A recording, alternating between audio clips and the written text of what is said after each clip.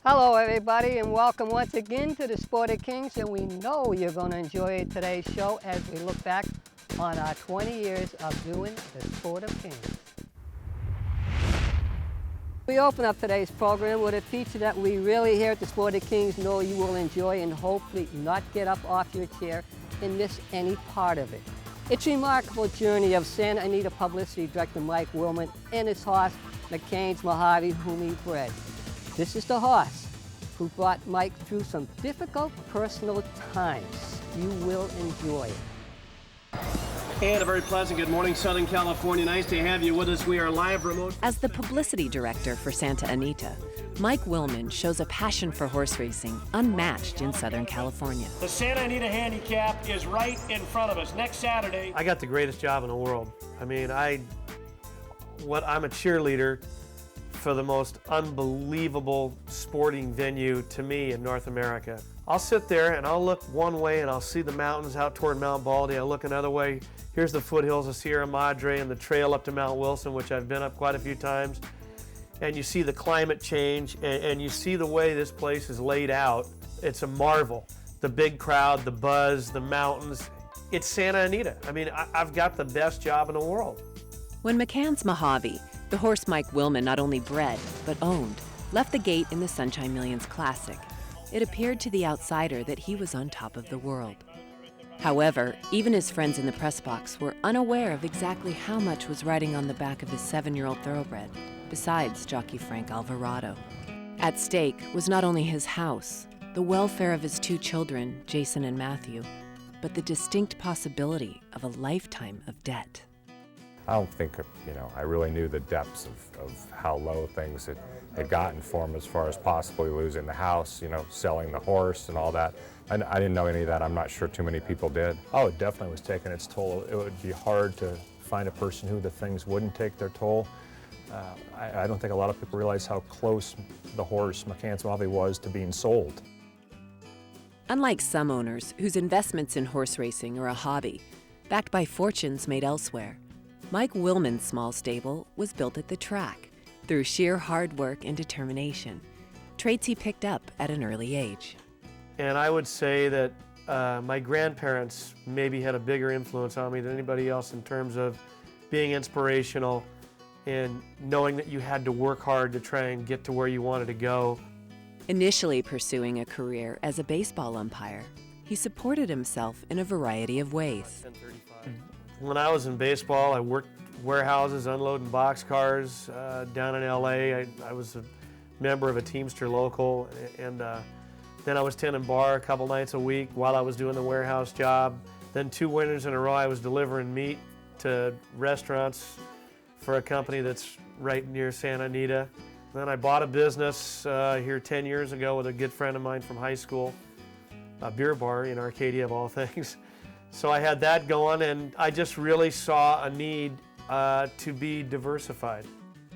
After a childhood growing up in the shadow of Santa Anita, he was finally bitten by the racing bug while working as a temporary mutual clerk. I can remember working the 1982 Santa Anita Handicap in the infield, and it was a huge crowd that day, and they took Perot down and put John Henry up.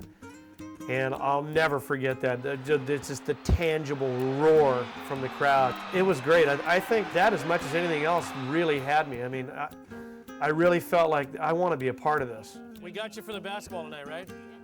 I've been incredibly lucky. Really, the only horse I ever bought was a filly named Tammy Ubar. She ended up being the dam of some good runners, including Sweet Cakes and Shakes, who we had a lot of success with. She ended up being stakes place. She made almost $300,000. So we got very, very lucky with her. I moved on and bought Joni Ubar, who's ended up being the dam of McCann's Mojave. So I've been very, very fortunate. I don't think a lot of people realize how hard it is just to get a horse to the races, much less win a race. When you factor in you're breeding your own horses, there's all the expenses involved getting a horse to the racetrack in the years when they're not running. You got to be lucky. Horses get sick. The mother can get sick, the baby can get sick, the pregnancy can be aborted, and I've gone through all that stuff. Then you want the foal to be correct, conformation-wise, and then you get one on their feet, weaned, broken, ready to come into the racetrack, and that first 3/8, you're praying, oh, I hope this horse shows a little bit of something. You know, you want to see some ability out there. That's what we're all after. You're shaking the pan, and you're hoping maybe a nugget turns up. The first time I saw him under tack, Leonard Dorfman and I went out to the ranch, and he was in a round corral, and they were breaking him, and you could just see, even in that closed environment, this horse had a great way of moving, and he had a lot of size to him. I looked at Leonard, he looked at me, and it was like, who? And we didn't say nothing. But we down to McCann's Mojave. It appeared Willman had struck gold, winning his first 5 of 7 races. But they came off the Derby trail with a chip in the knee. We could have gone on with him, and it would have been the end of the horse. You know, so Leonard's the reason that this horse is still around. McCann's Mojave, Lenny from Malibu. He came back and won the Sensational Star down the hill, and then he won the Futuro Grande, which was a grade 2, which now you're thinking stallion prospect. It was awesome. But after yet another injury and Leonard Dorfman's retirement, Willman moved the horse into the barn of Paddy Gallagher. You know, we got back on track at Hollywood Park. He won the ACAC. I'd have to say that was probably one of the absolute best races of his life. We stocked a horse named Congrats, who had been second in the Santa Anita Handicap that year and really ran huge. I think we beat 5 graded stakes winners in that race. McCann's Mojave, yes. Though they scored again, winning the Cal Cup Classic, success was fleeting as they lost 5 in a row.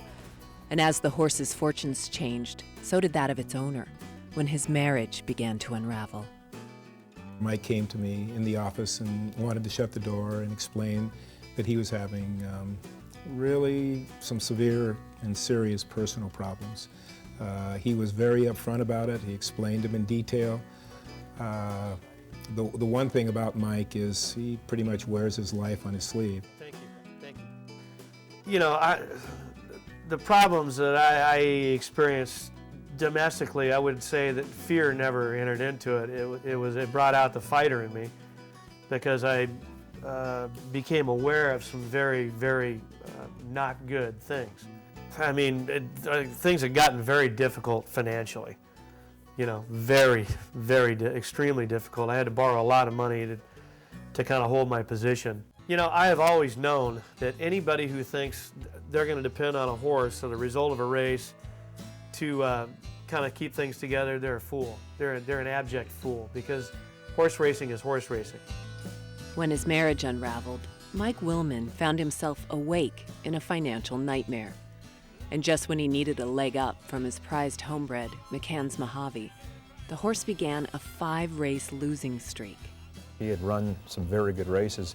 It's just his form had tailed off last year, and it looked like maybe he had become a horse who wasn't trying anymore, who for whatever reason, whether it be physical or mental, didn't want to be a racehorse anymore. I don't know. Sometimes I think horses, when they get older, maybe they get a little bored if they don't have a target. But I was at a point in my personal life where things had really fallen apart, and I had to borrow a lot of money to stabilize things on the home front, keep the house, keep my kids in the schools I wanted them to be in. And so I just decided to send him up north, try and get a little softer competition, different climate, maybe pick his head up, change his attitude. He came to me sound and looking good.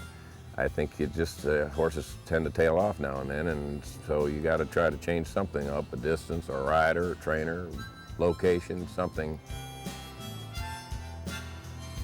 My worst fear during that time was that this horse was really done, because I'm going to tell you, I watched that race, the John Henry Handicap, from the press box at Santa Anita with Bob Ike, and when they came through the lane, there was nothing there. I said, Iker, this horse is done.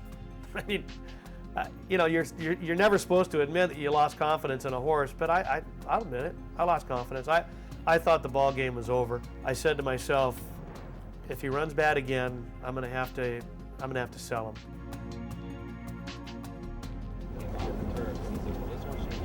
I think the trainer up there, Steve Speck, talked him into, you know, let's try him one more time in this allowance condition or classified allowance and put him back on the dirt.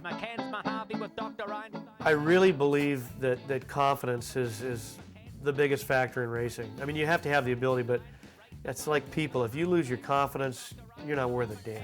Mojave, McCann's Mojave, Dr. Einstein looked like McCann's Mojave. I think he came out of that race feeling like he was a man again. I do think the change in climate helped him. I think the cold mornings there at Golden Gate, that was on my mind. I was clutching at straws, but I was hoping the cold mornings would get him on his toes a little bit, and I do think it did. Hence Mojave takes the opening day feature. So happened he won 2 races at the right time to get him into the Sunshine Millions Classic, because a month before that he wouldn't have been running the Sunshine Millions Classic. His form had gone so far south. I knew he was training good. Speck had called me, from down there, and he said, Mike, I'll just tell you this. He said, if this race was back home, he said, you could just watch this race from the winner's circle, because that's where you're going to be when it's over. And they're off. He broke good, and I love what I saw around the clubhouse turn. We had Sweet Northern Saint, right off our hip, and we were into the bridle, jostled a little bit, but he was all business as he had been in his previous 2 races. And going to the far turn, I felt like, you know what, I think he's running easy, but you never know till the real question comes. And that came when they came to the quarter pole. They turned into the stretch at Gulfstream. I was with my dad there at Del Mar Intertrack. I said to my dad, this is Mike Wellman's horse. This is a friend of mine. He works at Santa Anita. I said, he's going to win a $600,000 purse here. Summerbook, a late try. McCann's Mojave pulls it off here. McCann's Mojave was the upset winner at a huge price and was When we put Sweet Northern Saint away, I came untrained. I mean, I got down on my knees, and it's unreal. Just kind of lost it, like I'm doing now, because it was just a true miracle in my life. Him winning that race, it just completely stabilized my life. You have someone who everyone knows has been down and almost out, and Mike was facing some real crises in his life, handled it extremely well, and then to win $1 million race, I'm not sure there could have been a bigger thrill other than myself winning the race. To be able to help someone that's kind of in a little bit of a rut in their life is extra special. And so it was a very good feeling. I finally got him on the phone after the race. We kind of talked, and I said, Speck, I got something I want to read you. He said, yeah. I had the chart. And I said, amount to winner, 550,000. We just laughed. We laughed for like 20 seconds. 2 grown guys just laughing their asses off. Unbelievable. To tell you what we said, I couldn't tell you. It was more just thinking about zeros at the time. One day, Mike Willman will sit in the grandstand at Santa Anita and remember the horse that changed his life and the people that made it possible. I'll think about guys like Leonard Dorfman and Frank Koza, who bred this horse's dam, Joni Ubar, and I'll think about one of my best friends growing up, John Uberdelli. Joni Ubar was named for her. And I'll think about Patty Gallagher and how he got this horse to be a manageable horse that we were able to maybe channel his energies in quite a little bit more efficient way. And I'll think about Steve Speck and Frank Alvarado. It's just been an incredible thing.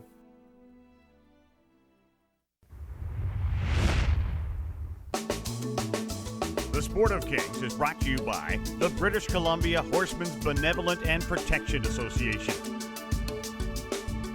the BCHBPA, Horsemen Helping Horsemen. Time now for Sport of Kings trivia, and here is today's trivia question. Tell me who the first Breeders' Cup Classic winner was that was actually sired by a Classic winner. The following segment came from an idea many of you sent to us after watching either the Sport of Kings or reading a Vancouver Province column that I did. It relates to what is up there on the roof when you come to Hastings Racecourse. To get you the answer, we asked Stephanie Mersey, our on-track reporter, to give you a guided tour. Enjoy. Stephanie, you got it.